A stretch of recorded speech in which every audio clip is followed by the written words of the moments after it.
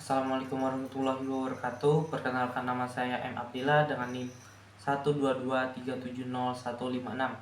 Pada kali ini saya akan membahas tentang valuasi tambang minggu keempat, yang mana kalau misalkan di minggu ketiga tadi kita membahas tentang biaya produksi, kali ini tentang pendapatan.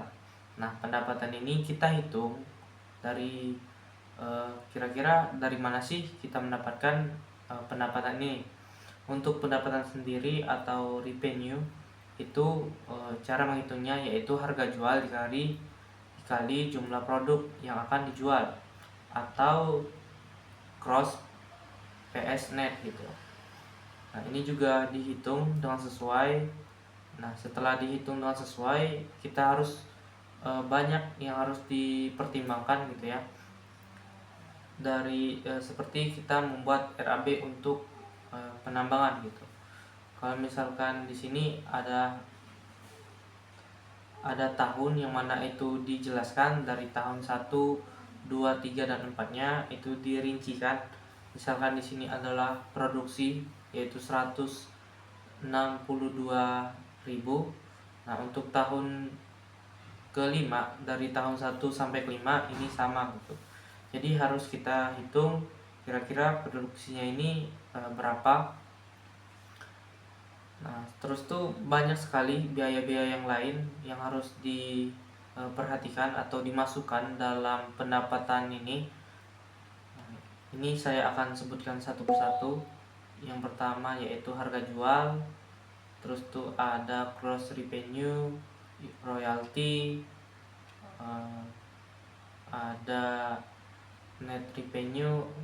Net revenue ini juga sangat besar di dalam RAB ini. Terus ada nilai sisa, ada amortisasi, biaya produksi.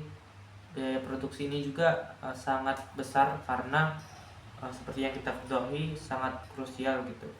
Dari awal sampai akhir, dari tahun 1, 2, 3 dan seterusnya itu diperhitungkan. Nah, yang mana setelah kita hitung semuanya, kita totalkan, dan juga kita harus mengira-ngira kira-kira ada tidak sih untuk biaya tidak terduga gitu.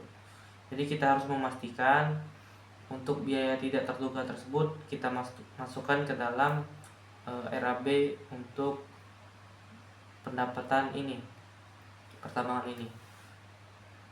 Kayak misalkan faktor cuaca, hujan dan semacamnya itu juga harus dimasukkan, karena hal tersebut adalah faktor awal atau alam maksud saya. Tapi hal tersebut bisa dideteksi dari sumber data 5 tahun lalu, 10 tahun lalu, dan juga bisa dilihat dari BMKG gitu. Jadi biar jelas kira-kira apa sih kemungkinan terburuk dari kita melakukan penambangan.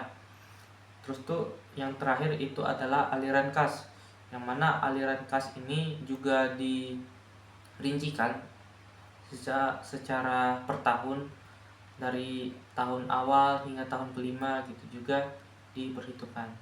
Jadi mungkin ini saja yang dapat saya jelaskan mengenai valuasi tambang minggu keempat yang saya jelaskan tadi tentang pendapatan gitu ya.